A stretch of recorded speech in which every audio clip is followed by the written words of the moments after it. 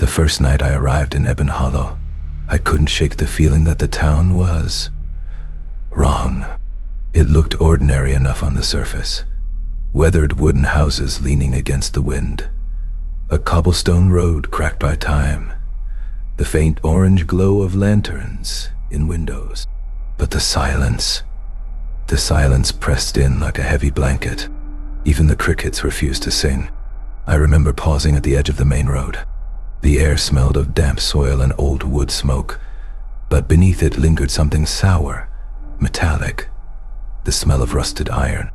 My stomach tightened, as if I had walked into a room where someone had just been bleeding. I told myself it was only my imagination. I had been traveling all day, my nerves stretched thin. And yet, as I dragged my suitcase toward the inn, I kept hearing the faint crunch of footsteps behind me. When I turned, nothing, just the mist rising between the houses. Inside the inn, the wood creaked under every step. The place smelled of mildew, of pages long forgotten, of rain-soaked timber. The innkeeper barely looked at me. He handed me a key, muttering, "Room at the end of the hall." His voice was flat, eyes fixed on the floor as though even acknowledging me carried some weight he did not want. That night, the first dream came.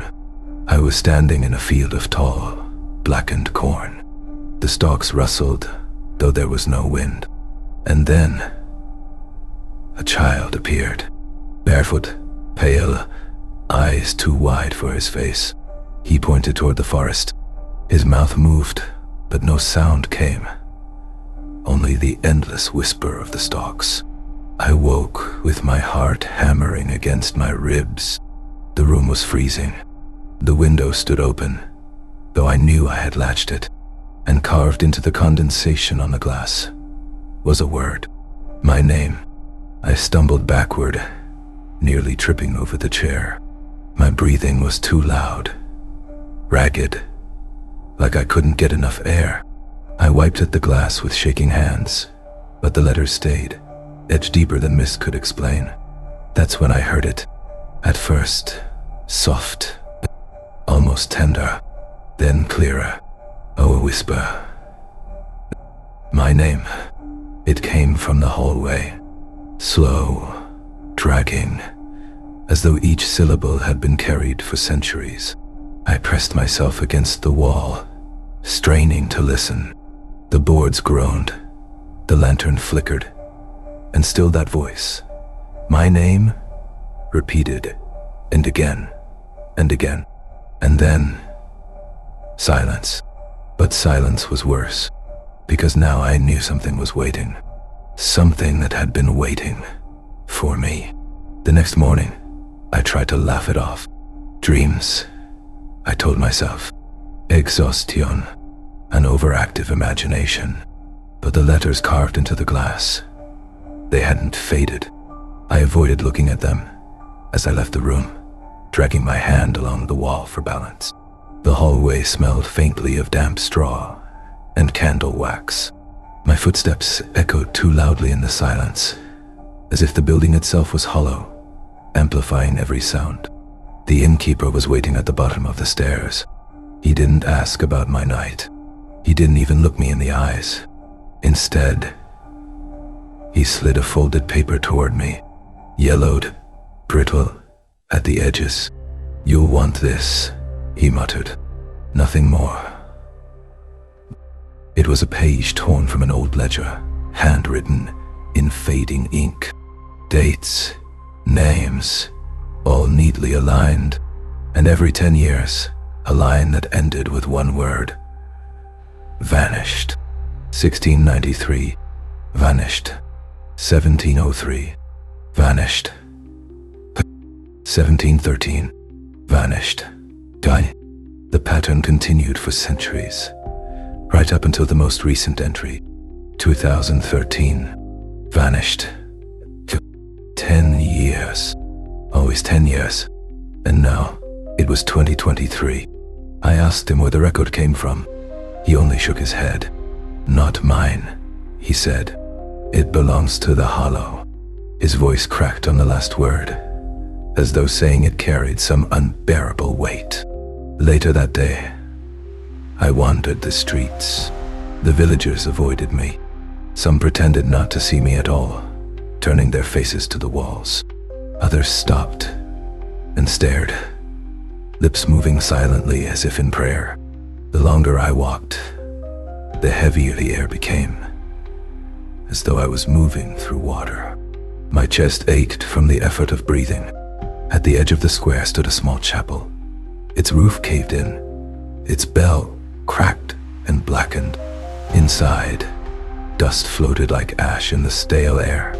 Pews splintered with age, and along the far wall hung fragments of parchment sealed in glass frames.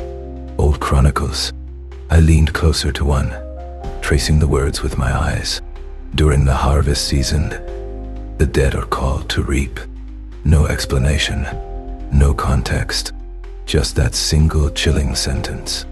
As I turned away, I noticed something else scratched into the wood of the pew.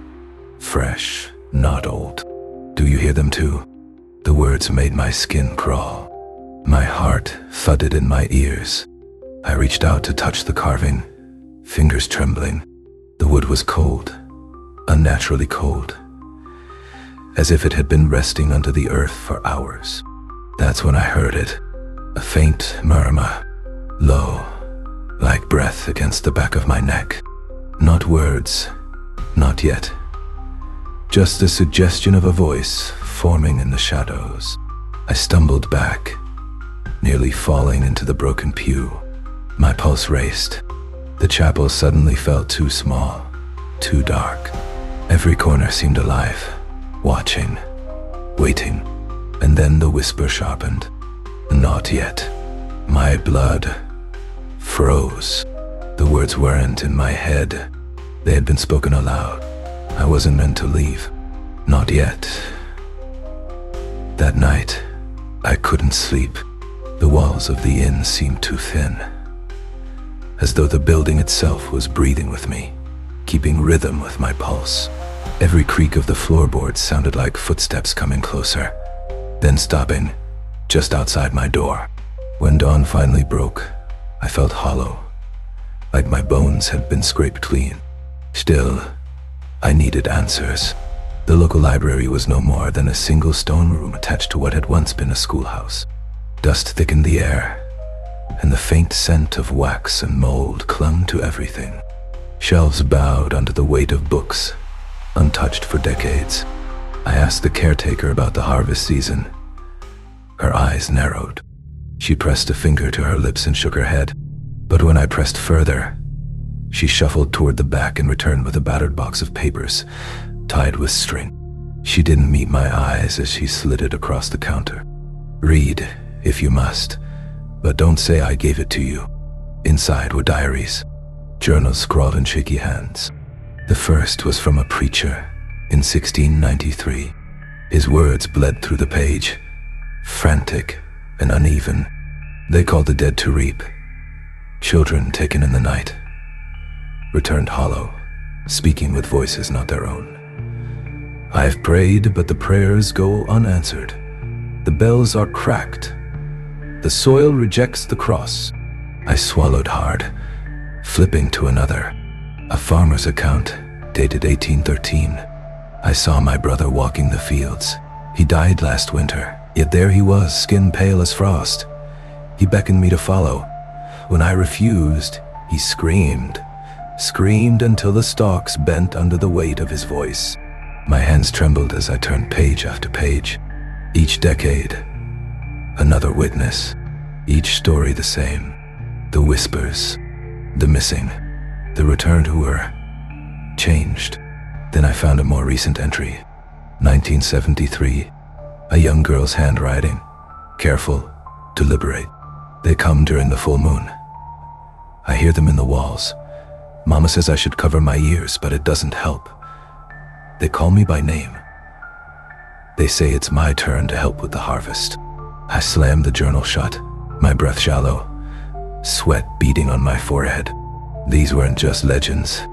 These were patterns, testimonies, generations repeating the same nightmare. The caretaker's voice startled me from behind. "You should stop reading." I turned. She was standing in the doorway, eyes wet with something that wasn't quite fear and wasn't quite pity. "The hollow remembers," she whispered. "It always remembers."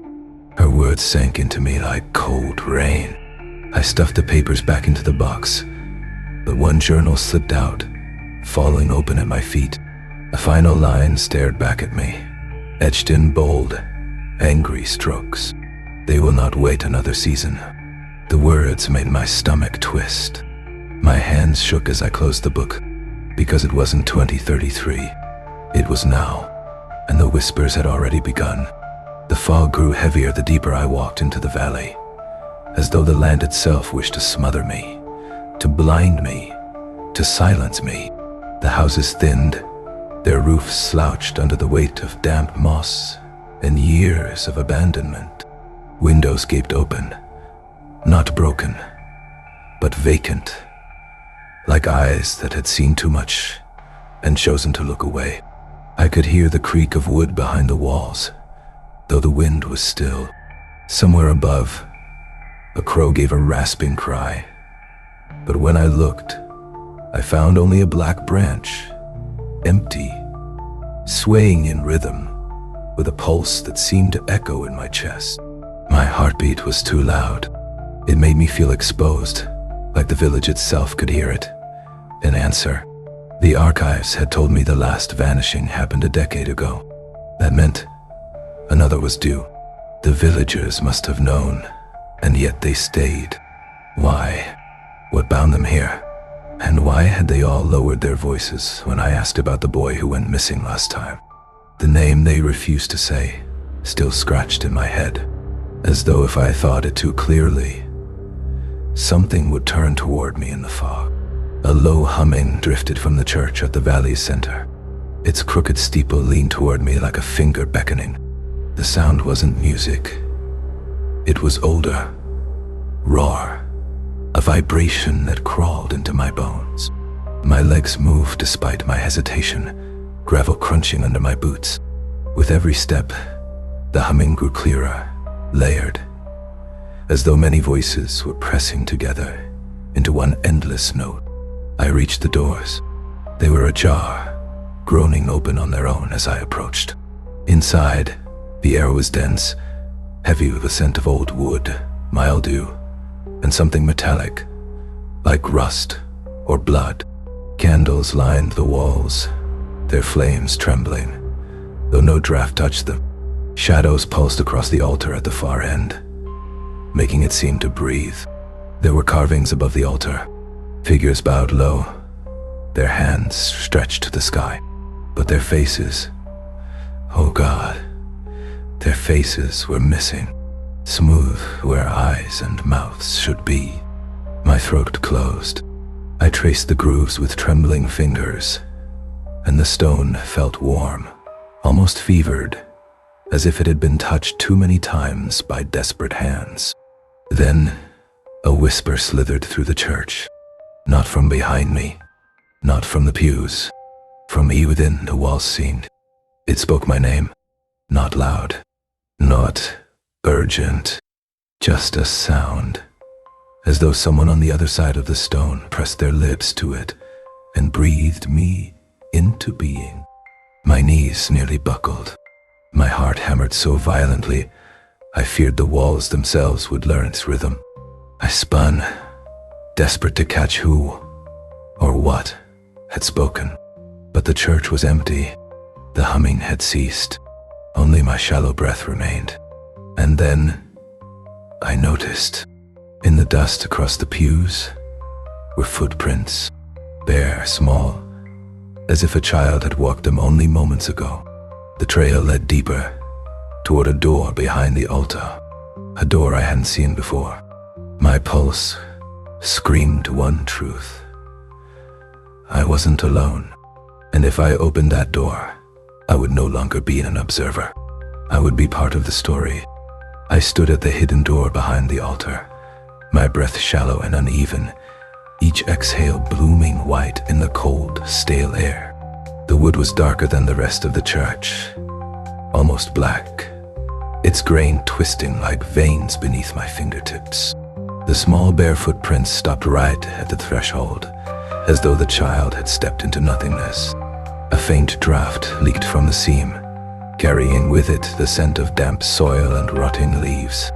It felt like a grave breathing out. I pushed. The door resisted with a groan, then gave way, opening into a narrow staircase that spiraled downward. No light reached the bottom. A subtle drip echoed from below, steady as a heartbeat. The stone steps were slick, and the rail under my palm was sticky. Not with dust, but with something wet. Water, I hoped. The deeper I went, the tighter the air became, pressing against my lungs until each breath was an effort. At the base of the stairs, a corridor stretched ahead, carved directly into rock. Moss glimmered faintly, pale green in the dimness. The walls bore more carvings, symbols and faces, this time with eyes wide open and mouths frozen mid-scream. My skin prickled. I could swear the eyes followed me, their stone pupils catching the faint glow of my flashlight like tiny mirrors. The sound of dripping water gave way to another noise, a faint, rhythmic murmur, not chanting exactly, more like a lullaby, sung through clenched teeth. The corridor opened into a cavern lit by rows of guttering candles stuck into cracks in the walls. The flame light trembled, throwing long, sickly shadows that seemed to crawl. In the center stood an ancient stone table, its surface scarred by countless knife marks. The air smelled of damp earth and iron. On the table lay objects arranged with deliberate care. Small wooden toys, a lock of blonde hair tied with red thread, and a cracked porcelain mask shaped like a child's face. My stomach lurched. I picked up the mask. It was heavier than it looked, and warm, as though it had been held only moments before. A whisper brushed my ear, no louder than a sigh, but close, terribly close. "Do you hear them too?" It was the same question from the diary I'd read upstairs. I spun, scanning the cavern, my flashlight beam cutting through the shadows. Nothing.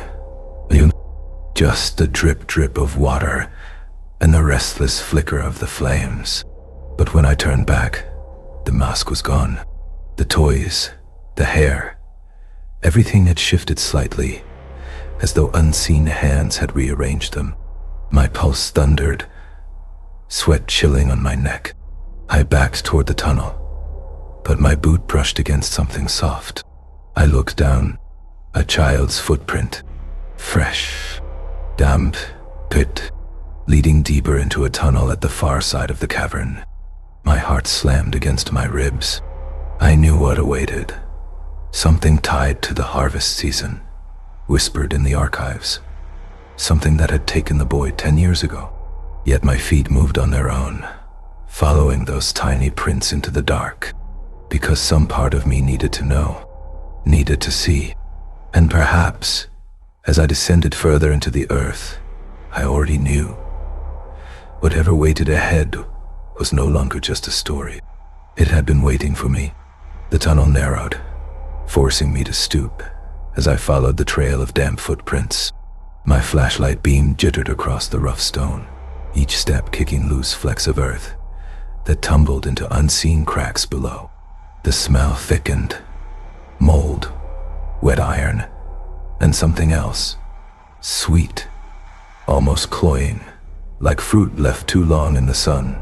I gagged, the taste of rot pressing against the back of my throat. The prints stopped suddenly.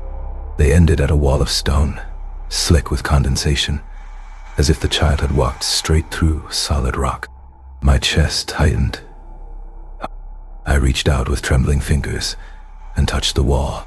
Cold, wet, dotted, but Soft. Somehow, the stone flexed beneath my hand like old skin. I staggered back, but the surface rippled outward, spreading circles of distortion across the wall until a shape began to emerge. At first, it was only an impression, a darker shadow within the shadow. But then, it formed a face. Hollow eyes, wide and empty.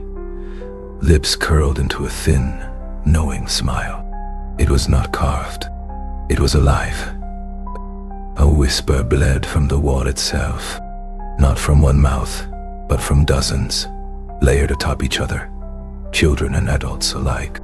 Harvest, harvest. The voices slurred together, rising and falling in a sick rhythm.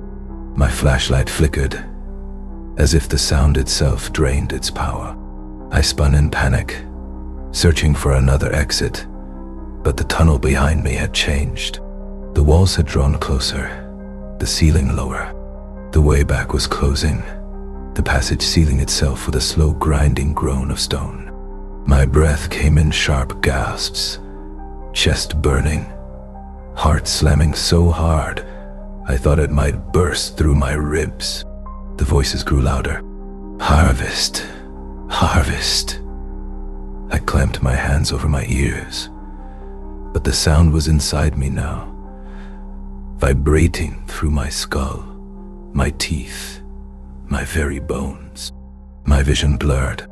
The beam of my flashlight danced wildly across the cavern as though mocking me. Then, silence.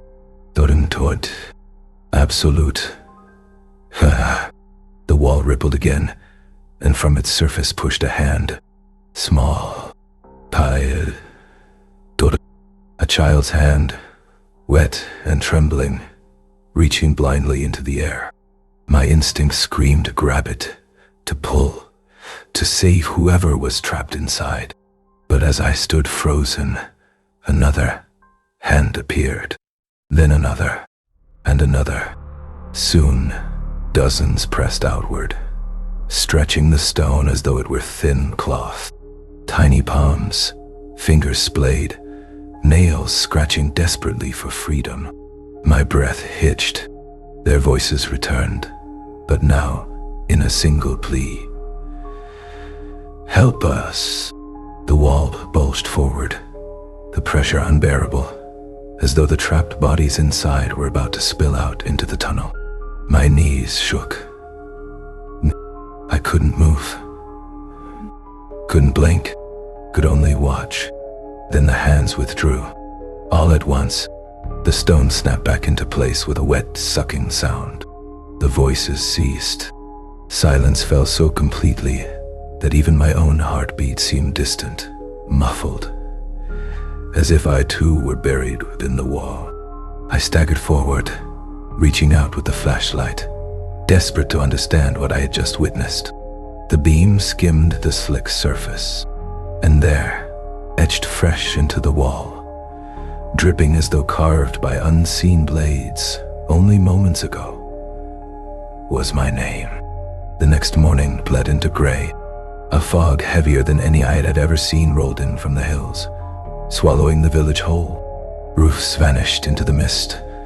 Doorways became gaping mouths, and the world shrank to only a few feet in front of my eyes. I woke to the sound of the church bell, though no one had touched it. The notes were dull, muffled, as though wrung from beneath water. I stumbled outside, shivering despite the still air.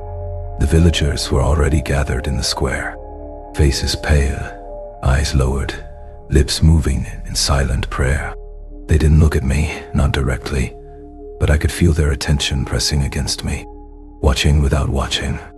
A few clutched charms of twisted iron or bundles of dried herbs, holding them to their chests like shields. I asked one of them, an old woman hunched over a cane, what was happening. She did not speak. She only raised a shaking finger and pointed toward the fog. Shapes moved within it. At first, I thought it was the wind, but the mist was too heavy, too still. The figures glided, tall and thin, just at the edge of visibility. I strained to focus, but every time I blinked they shifted, slipping closer. Then a child cried out. All heads snapped toward the sound, and I saw him. A boy near the edge of the square. His small body trembled as he pointed into the fog, whispering a single word. Da! A ripple went through the villagers. Fear, recognition, submission. They fell silent, their prayers ceasing, and the world seemed to hold its breath. I moved toward the boy, but his mother snatched him up, covering his mouth. Tears streaked her face, though she did not make a sound. She carried him away, refusing to meet my eyes. The bell tolled again, deep and slow. My chest rattled with the vibration. One of the men finally spoke, his voice cracked and hollow.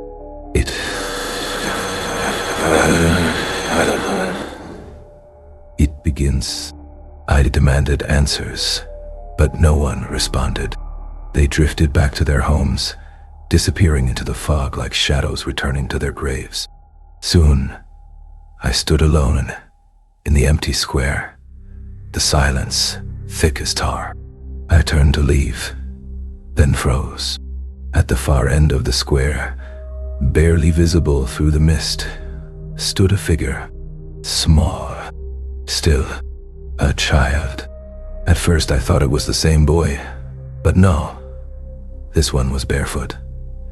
Clothes ragged, head tilted in a way that felt wrong, unnatural. I lifted my flashlight. The beam cut through the fog and landed on her face. Eyes, Belida, Noti, Ilhas, Dikim, Mun, An, hollow, Dwata. Mouth stretched wide into a silent scream. The figure vanished, but the echo of that scream, though no sound had come, still rang in my ears. That night, sleep refused to come. Every time I closed my eyes, I saw her face, that hollow stare, that mouth stretched into silence. My body ached with exhaustion, yet my mind spun like a wheel in darkness. When the clock struck midnight, I heard it again, a whisper, faint, curling through the walls like smoke. Not words at first, just breath, uneven, dragging. Then, slowly, my name, drawn out, stretched thin, each syllable trembling as though spoken by something with no lungs. I sat up, heart pounding, my shirt damp with sweat. The room was freezing. My breath hung white in the air, though no draught stirred. I turned on my flashlight. The beam caught dust motes, suspended unnaturally still, as if even the air was holding its breath. The whisper grew louder. Not outside, inside. It threaded through the walls, through the floorboards, seeping into my skull. I pressed my hands to my ears, but that only made it worse. The sound wasn't carried by air. It was carried by me. I forced myself outside. The fog was thicker than ever, clinging to me like wet cloth. Shapes moved again at the edge of sight, slender, twitching, too tall for people.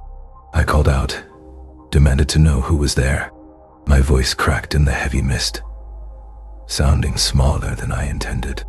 Then I noticed them, footprints in the dirt, small, barefoot impressions, leading from the church to the woods. Fresh, the ground still damp where the toes had pressed. I followed. Each step was a battle. The fog muffled all sound, yet beneath it I heard faint echoes.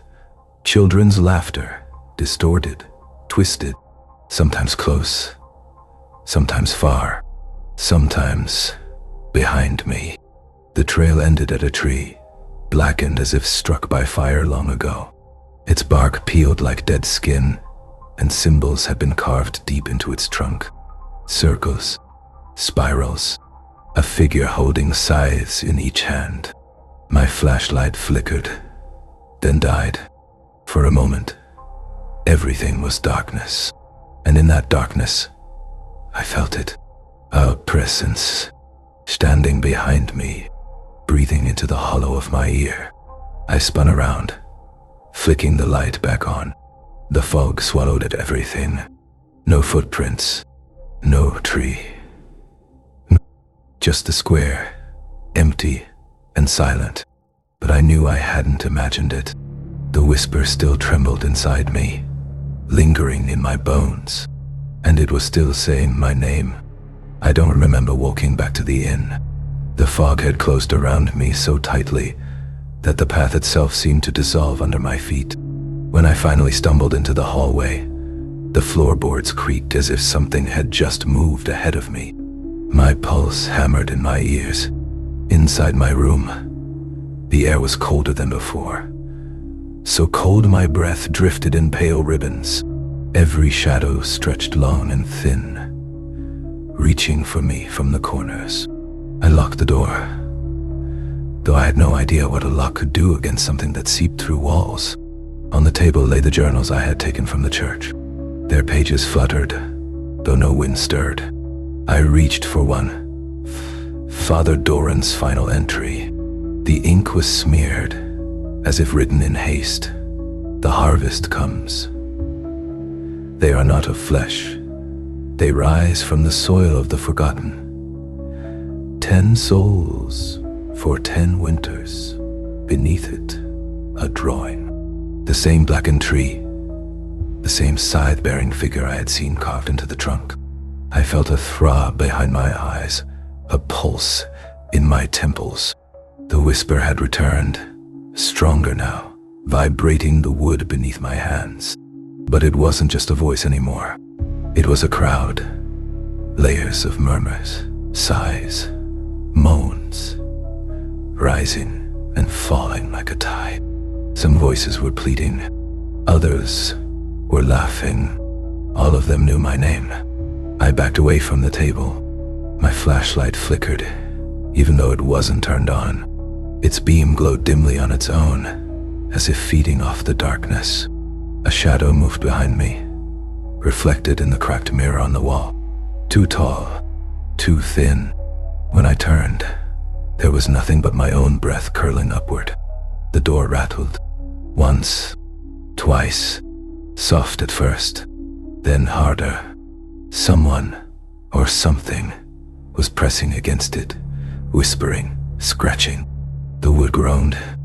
I wanted to shout, but my throat had dried, my voice stuck like ice. Suddenly, silence, total and absolute. Then a child's giggle, high, sweet, but hollow. It came from inside the room. I spun, flashlight trembling. In the corner, near the floor, the fog had pooled, rising like slow smoke. A small hand reached out from it. Pallid, wet toit, fingers clawing the boards. Another hand followed, and then a face. Blank eyes, black mouth, pulling itself from the mist. I stumbled back, hitting the wall. My flashlight dropped, rolling. The thing was crawling toward me, and over its shoulder, through the veil of fog, I saw more shapes moving. Dozens of them, stepping out of nothing. I don't know if I screamed, or if the sound was only inside my skull. The shapes poured through the fog like shadows breaking free of a nightmare. Long limbs, empty eyes, mouths open as if singing without sound.